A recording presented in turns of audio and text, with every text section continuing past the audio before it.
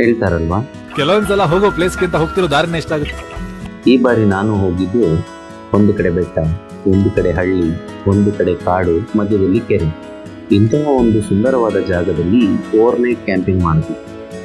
ತಲುಪುವಷ್ಟರಲ್ಲಿ ಸಂಜೆ ಆಗಿತ್ತು. ನಾನು ಯಾವಾಗಲೂ ಮಾಡೋದೊಂದು ಕೆಲಸ ಏನಂದ್ರೆ, ಯಾವುದೇ ಸಮಯದಲ್ಲಿ ಯಾವುದೇ ಜಾಗದಲ್ಲಿ ಕ್ಯಾಂಪಿಂಗ್ ಮಾಡುವ ಮುನ್ನ ಅಲ್ಲಿಯ ಸ್ಥಳೀಯರ ಜೊತೆ ಮಾತಾಡಿ ಆ ಜಾಗದ ಬಗ್ಗೆ ತಿಳ್ಕೊಂಡು. ಕನಕಪುರದ ಹತ್ರ ಊರು. ಕನಕಪುರ ಇವಾಗ ಹೆಂಗ ಒಂದು ಫುಲ್ ಟೌನ್ ಆಗೋಗಿದೆ.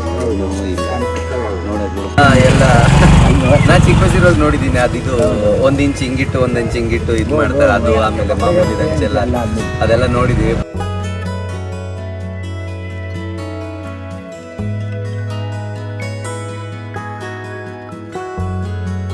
ಸ್ಥಳೀಯರನ್ನು ವಿಚಾರಿಸಿದಾಗ ಹೇಳಿದ್ರು, ಕೆರೆಯಿಂದ ಆಚೆ ಇರೋದು ಕಾಡು, ಕೆಲವೊಮ್ಮೆ ಕಾಡಾನೆ, ಚಿರತೆ ಹಾಗೂ ಕರಡಿಗಳು ಬರುತ್ತೆ, ರಾತ್ರಿಯಲ್ಲಿ ಅಲ್ಲಿ ಉಳಿಯೋದು ಸುರಕ್ಷಿತವಲ್ಲ ಅಂತ.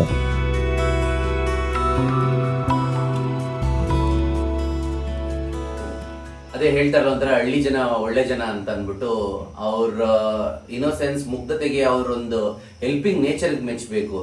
ನನಗೆ ಇಲ್ಲಿ ಇರಕ್ಕೆ ಜಾಗ ಕೊಟ್ಟಿದ್ದಾರೆ, ಒಳಗಡೆ ರೇಷ್ಮೆ ಹುಳು ಇದೆ, ನಾನು ತೋರಿಸ್ತೀನಿ ಬೆಳಗ್ಗೆ, ಇಲ್ಲಾಂದ್ರೆ ಆಮೇಲೆ ತೋರಿಸ್ತೀನಿ. ಅಡಿಗೆ ಎಲ್ಲ ಮಾಡ್ಕೊಂಡು ಊಟ ಮಾಡಿದ್ಮೇಲೆ ಈಗಷ್ಟೇ ಸೆಟ್ಲ್ ಆಗಿ ಎಲ್ಲ ತಂದಿಟ್ಕೊಂಡು ನೋಡಿ, ಗಾಡಿ ಇಲ್ಲೇ ಎದುರುಗಡೆ ಪಾರ್ಕ್ ಮಾಡ್ಕೊಂಡಿದೀನಿ. ಸೊ ಏನಂದ್ರೆ, ನಾನು ಇಲ್ಲಿ ಹೇಗಿರುತ್ತೆ ವಾತಾವರಣ, ಏನು ಎತ್ತ ಅಂತ ಕೇಳೋದಕ್ಕೆ ನಿಲ್ಸ್ಬಿಟ್ಟು ಮಾತಾಡ್ತಾ ಇದ್ದೆ. ಬಟ್ ಎಷ್ಟು ಸಜೆಸ್ಟ್ ಮಾಡಿದ್ರು ಅಂತ ಹೇಳಿದ್ರೆ, ಇಲ್ಲೆಲ್ಲ ಮೊನ್ನೆ ಎಲ್ಲ ಇದು ಏನು ಆನೆನು ಕರಡಿ ಬಂದು ಹೋಗಿದೆ, ಕತ್ಲಾದ್ಮೇಲೆ ಏನಕ್ಕೆ ಇಷ್ಟೊತ್ತಲ್ಲಿ ಮಾಡ್ತೀರಾ, ಮತ್ತೆ ಇನ್ನೊಂದು ಸ್ಪಾಟ್ ಬೆಳಿಗ್ಗೆ ತೋರಿಸ್ತೀನಿ ನಾನು, ಅಲ್ಲಿ ಮಾರಮ್ಮನ ದೇವಸ್ಥಾನ ಇದೆ, ಅಲ್ಲಿ ಶೆಲ್ಟರ್ ಕೂಡ ಇದೆ, ಅಲ್ಲಿ ಮಾಡ್ಕೊಳ್ಳಿ ಅಂತ ಹೇಳಿದ್ರು. ಬಟ್ ಅಲ್ಲಿ ಗಾಡಿ ಅಲ್ಲಿವರೆಗೂ ತಗೊಂಡು ಹೋಗಕ್ಕಾಗೋದಿಲ್ಲ, ನನಗೆ ಹೇಗಿದೆ ಏನಿಲ್ಲ ಅಂತ ಗೊತ್ತಿಲ್ಲ. ಒಂದು ಕಡೆಯಲ್ಲಿ ಫುಲ್ ಹುಲ್ ಬೆಳ್ಕೊಂಡಿದೆ, ಒಂದ್ ಕಡೆಯಲ್ಲಿ ರೇಷ್ಮೆ ತೋಟ ಇದೆ. ಸೊ ಹಾಗಾಗಿ ನಾನು ಅಲ್ಲಿ ನಿಲ್ಸ್ಲೇ ಇಲ್ಲ, ತಿರ್ಗಿ ವಾಪಸ್ ಬಂದಿತ್ತಾರ ಅಂತ ಹೇಳಿದ್ದಕ್ಕೆ ಇಲ್ಲಿ ನಾವು ಫಸ್ಟೇ ಹೇಳಿದ್ವಿ ಅಂತ ಹೇಳಿ ಇಲ್ಲಿ ಜಾಗ ಕೊಟ್ಟು ಇಲ್ಲಿ ಉಳ್ಕೊಳಕ್ ಇದ್ ಮಾಡಿದ್ದಾರೆ. ಇವತ್ತಿನ ಕ್ಯಾಂಪಿಂಗ್ ಇಲ್ಲೇ ಆಗತ್ತೆ. ಸೊ ಇದೇ ಒಂದನ್ನ ಆಪರ್ಚುನಿಟಿಯಾಗಿ ಯೂಸ್ ಮಾಡಿಕೊಂಡು ಯಾಕೆ ಇದನ್ನ ತೋರಿಸಬಾರ್ದು ಅಂತ ಅನ್ಕೊಂತ ಇದೀನಿ. ನೋಡಿ, ನಾನೊಬ್ನೇ ಅಂದ್ರೆ ನಾನು ಹೇಗ್ ಫೀಲ್ ಆಗ್ತಾ ಇದೀನಿ ಆ ತರದಂತಲ್ಲ. ಸೊ ಇಲ್ಲಿ ಅಂತಲ್ಲ, ಎಲ್ಲೋದ್ರೂ ಹಳ್ಳಿ ಜನ ಎಷ್ಟು ಹೆಲ್ಪ್ಫುಲ್ ಆಗಿರ್ತಾರೆ ಅಂತ ಹೇಳಿದ್ರೆ, ಅವ್ರ ಒಳ್ಳೆ ಮನ್ಸು, ಅವ್ರು ಇದಕ್ಕೆ ನಿಜವಾಗ್ಲೂ ಅಪ್ರಿಶಿಯೇಟ್ ಮಾಡ್ಬೇಕು. ಅದನ್ನ ತೋರ್ಸೋಣ ಅಂತ ಹೇಳಿ ನೋಡಿ, ಇವಾಗ ಜಾಗ ಕೊಟ್ಟಿದ್ದಲ್ಲ ನೋಡಿ, ಹೇಗೆಲ್ಲ ಹರಡ್ಕೊಂಡಿದೀನಿ ಅಂತ, ಎಲ್ಲ ಫುಲ್ ಹರಡ್ಕೊಂಡಿದೀನಿ. ಅಡಿಗೆ ಮಾಡ್ಕೊಳ್ಳೋದು, ಫಸ್ಟ್ ಒಂದು ಕಾಫಿ ಮಾಡ್ಕೊಟ್ಬಿಟ್ಟು ಅಡಿಗೆ ಮಾಡ್ಕೊಂಡು ಊಟ ಮಾಡ್ತೀನಿ. ರಾತ್ರಿ ಮಲಗಿದ್ ಬೆಳಿಗ್ಗೆ ಎದ್ದ ಮೇಲೆ ಇಲ್ಲಿ ಲೈಫ್ ಸ್ಟೈಲ್ ಹೇಗಿರುತ್ತೆ ಅಂತ ಒಂದು ತೋರ್ಸೋಣ ಅಂತ. ಯಾವಾಗ್ಲೂ ಕ್ಯಾಂಪಿಂಗ್ ಒಂದು ತೋರಿಸ್ತಾ ಇರ್ತೀನಿ. ಬಟ್ ಇವತ್ತು ಅವರು ತುಂಬಾ ಕಾಳಜಿ ವಹಿಸಿ ಬೇಡ ಅಂತ ಹೇಳಿ ಬಲವಂತ ಮಾಡಿ ಇಲ್ಲಿ ಗಾಡಿ ಹಾಕ್ಸಿ ಇಲ್ಲಿ ನನ್ಗೆ ಜಾಗ ಕೊಟ್ಟು ಉಳ್ಕೊಳಕ್ ಕೊಟ್ಟಿದ್ದಾರೆ. ಸೊ ನೋಡೋಣ ಇಲ್ಲಿನ ಲೈಫ್ ಸ್ಟೈಲ್ ಹೇಗಿರುತ್ತೆ, ಬೆಳಿಗ್ಗೆ ಇದ್ರೆ ಅವ್ರ ರೊಟೀನ್ ಹೇಗೆ ಸ್ಟಾರ್ಟ್ ಆಗುತ್ತೆ ಅನ್ನೋದೊಂದು ತೋರ್ಸೋಣ ಅಂತ ಅನ್ಕೊಂಡಿದೀನಿ.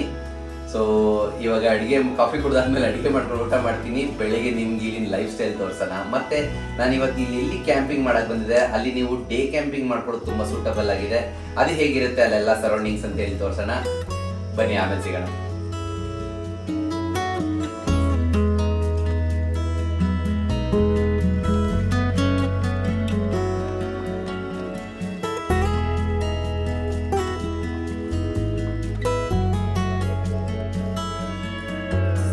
ನೋಡಿ, ಆಕ್ಚುಲಿ ಈ ಕಪ್ಪು ಬ್ರೋದು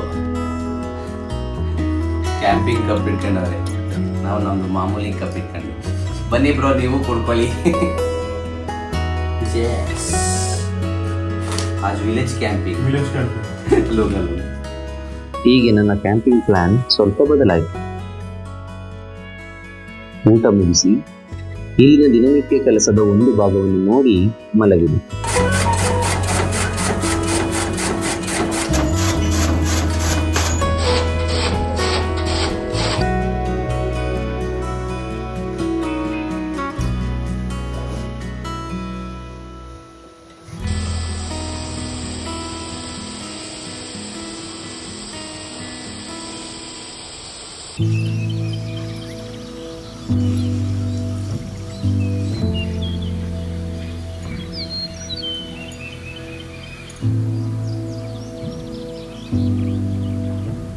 ಮರುದಿನ ಮುಂಜಾನೆ ಏಳುತ್ತಿದ್ದಂತೆ ನಾನು ನೋಡಿದ್ದು ಒಂದು ಅದ್ಭುತ ದೃಶ್ಯ. ಹಾಲು ಕರೆಯುವುದು, ಹಸು ತನ್ನ ಕರುವಿಗೆ ಹಾಲು ಉಣಿಸುವುದು, ಕರೆದ ಹಾಲನ್ನು ಡೈರಿಗೆ ಕೊಂಡೊಯ್ಯುವುದು. ನಂತರ ಹೋಗಿದ್ದು ನಾನು ಕ್ಯಾಂಪಿಂಗ್ ಮಾಡಲು ಬಂದ ಜಾಗವನ್ನು ನೋಡಬೇಕು.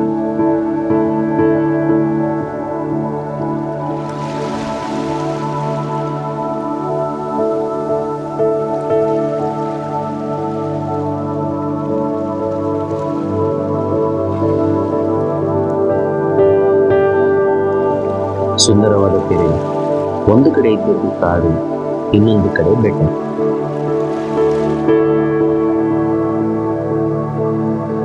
ಬೆಟ್ಟದ ತುದಿಯಲ್ಲಿ ಕಾಲಭೈರವೇಶ್ವರನ ಗುಡಿ.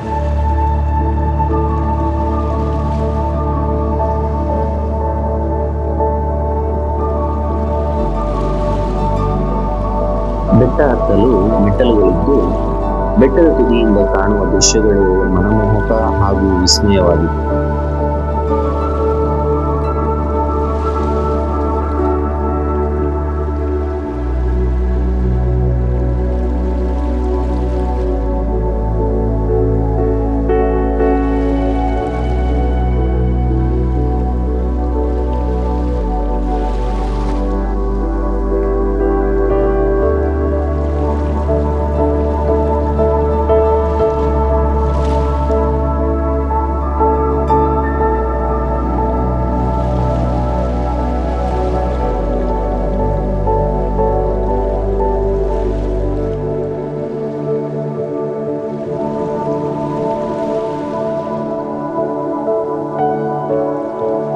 ಪಕ್ಕದಲ್ಲಿ ಇದ್ದದ್ದು ಒಂದು ಚಿಕ್ಕ ಮಾರಮ್ಮನ ಗುಡಿ.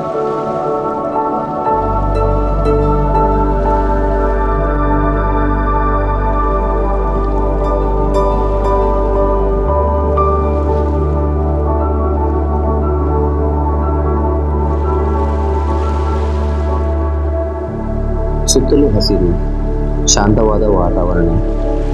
ಇಂತಹ ಒಂದು ಸೊಬಗನ್ನು ಹೊಂದಿರುವ ಹಳ್ಳಿಯೇ ಅನ್ನಹಳ್ಳಿ.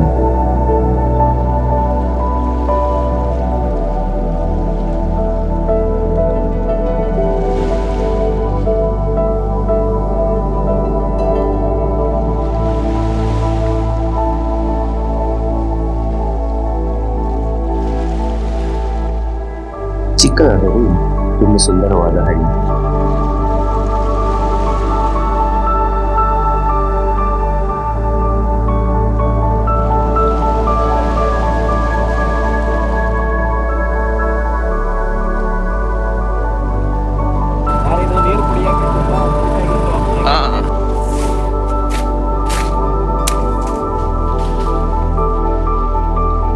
ರಾತ್ರಿ ನಾವು ಸ್ಟೇ ಆಗಿದ್ದಲ್ಲೇ ಹೇಳಿದ್ನಲ್ವಾ ಬೆಳಿಗ್ಗೆ ತೋರಿಸ್ತೀನಿ ಅಂತ.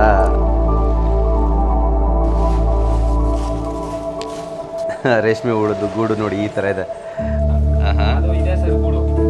ಓಕೆ, ಬಟ್ ಇದು ಎಲ್ಲ ಕಲರ್ ಇದೆ. ಅದು ವೈಟ್ ಬೇರೆನಾ?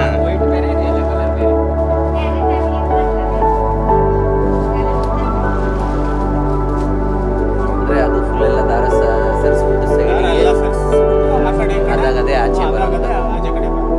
ಬಟ್ ಇವಾಗ ಇನ್ನು ಒಂದು ಹುಳದಲ್ಲಿ 700 ಮೀಟರ್ ಅಷ್ಟು ದಾರ ಇರುತ್ತೆ.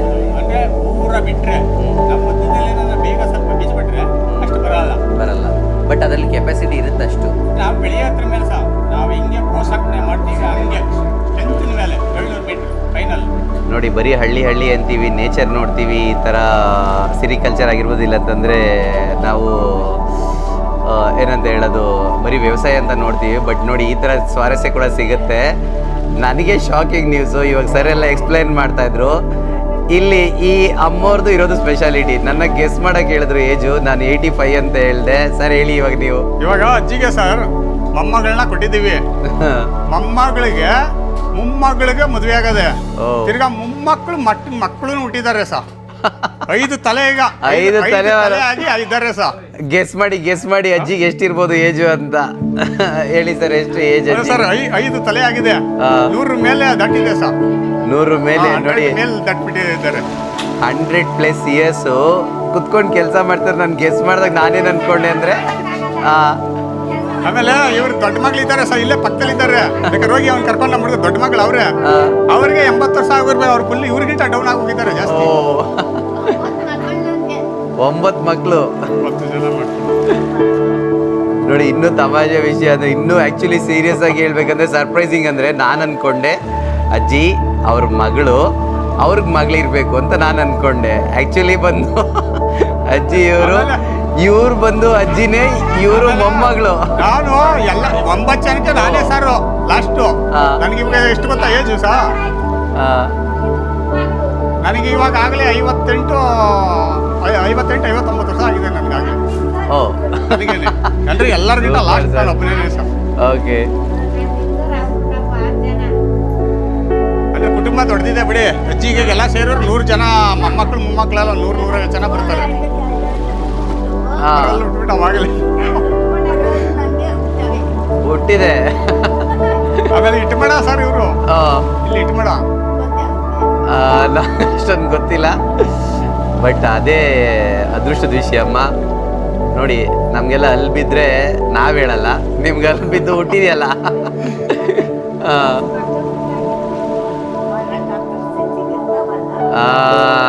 ಕರೆಕ್ಟ್, ಆ ಥರ ಆಯಿತು.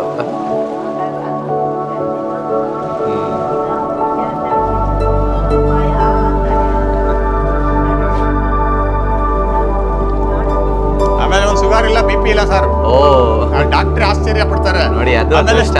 ಸ್ವೀಟ್ ಇವಾಗ ತಿಂತಾರೆ, ಇವಾಗ ತಂದ್ಕೊಡ್ತೀನಿ ಸರ್. ಓ ಸ್ವೀಟು ಇವಾಗಲೂ ಆಮೇಲೆ ಸ್ವಲ್ಪ ಕಾಫಿ ಟೀಗೆ ಹಾ. ಸ್ವಲ್ಪ ಸ್ವೀಟು ಜಾಸ್ತಿ ಇರಬೇಕು, ಓ ಇಲ್ಲವ್ರು ಕುಡಿಯೋದಿಲ್ಲ. ನೋಡಿ, ಇದು ಅದೃಷ್ಟ ಅಂತ ಹೇಳಿದ್ರೆ, ಆರೋಗ್ಯ ಸಿಗೋದೇ ಭಾಗ್ಯ ಅಂತಾರೆ, ಅದೇ ಅದೃಷ್ಟ. ಆಮೇಲೆ ನಮ್ಮ ತಂದೆ ದಿನರನ್ನು ಕೊಟ್ಟಿದ್ದವರು 4 ಜನ ಸಹ. ಹಾ. 4 ಜನದಲ್ಲಿ ನಮ್ಮ ತಂದೆ ದಿವರು ಒಬ್ಬರು ಇಲ್ಲ, ನಮ್ಮ ದೊಡ್ಡಮ್ಮ ಚಿಕ್ಕಮ್ಮದಿರಿಲ್ಲ, ಇನ್ನೊಬ್ರು ಮಾತ್ರ. ಅವ್ರು ನಮ್ಮ ಚಿಕ್ಕಮ್ಮ, ಅವರು ಸಕ್ಕ ಸೀರಿಯಸ್ ಬಿಡಿ. ಹಾ. ಇವರೊಬ್ಬರೇ ಚೆನ್ನಾಗಿ ಆರೋಗ್ಯವಾಗಿ ಇರೋರು ಇಲ್ಲಿ ಬರೋದು. ಸೂಪರ್ ಸರ್, ದೇವ್ರು ಒಳ್ಳೇದು ಮಾಡಲಿ, ಹಿಂಗೆ ಇರಲಿ.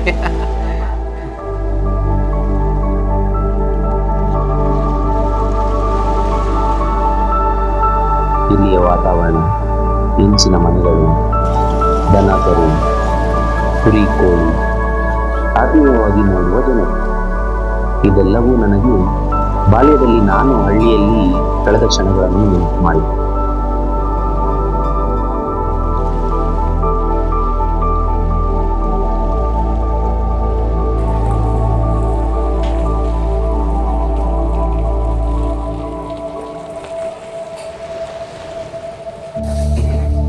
ನಾನು ಚಿಕ್ಕ ವಯಸ್ಸಲ್ಲಿರುವಾಗ ನಮ್ಮ ಹಳ್ಳಿಲಿ ಕೂಡ ನಮ್ಮ ಊರಿನ ಮನೆ ಇದೇ ಥರ ಇತ್ತು.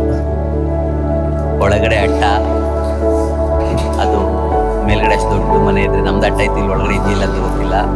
ಫುಲ್ ಹಂಚಿನ ಮನೆ, ಮುಂದೆಗಡೆ ಏನು ಜಾಗ ಇದೆ ಇದಕ್ಕೆ ನಾವು ಪಡ್ಸಲೆ ಅಂತಿದ್ವಿ. ಆ ಚಿಕ್ಕ ರೂಮಲ್ಲಿ ಕೋಳಿ ಸಾಕ್ತಿದ್ವಿ. ಅಂದರೆ ಈ ಮನೆಯಲ್ಲ ಎಕ್ಸಾಕ್ಟ್ ಈ ಥರ ಆಲ್ಮೋಸ್ಟ್ ಇತ್ತು. ಮುಂದೆಗಡೆ ಎತ್ಕೊಂಡು ಹೋಗೋದಕ್ಕೆ ಮೆಟ್ಲು. ನಮಗೆ ಉಳಿಯಲು ಜಾಗ ಕೊಟ್ಟು ಇಂತಹ ಒಂದು ಅನುಭವ ಪಡೆಯಲು ಸಹಾಯ ಮಾಡಿದಂಥ ಚಂದ್ರು ಅವರಿಗೆ ವಿದಾಯ ಹೇಳಿ ಹೊರಟರು.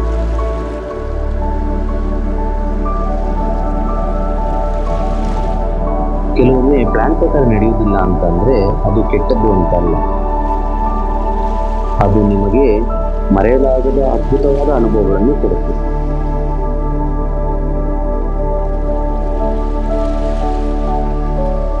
ಈ ವಿಡಿಯೋ ನಿಮ್ಗೆ ಇಷ್ಟ ಆದರೆ ಲೈಕ್ ಮಾಡಿ, ಶೇರ್ ಮಾಡಿ, ಕಮೆಂಟ್ ಮಾಡಿ, ಸಬ್ಸ್ಕ್ರೈಬ್ ಮಾಡೋದನ್ನು ಮರಿಬೇಡಿ. ಮತ್ತೊಂದು ಇದೇ ರೀತಿಯ ಅಡ್ವೆಂಚರಸ್ ವಿಡಿಯೋದೊಂದಿಗೆ ಸಿಗೋಣ. ಅಲ್ಲಿ ತನಕ ಟೇಕ್ ಕೇರ್, ಕೀಪ್ ಕ್ಯಾಂಪಿಂಗ್.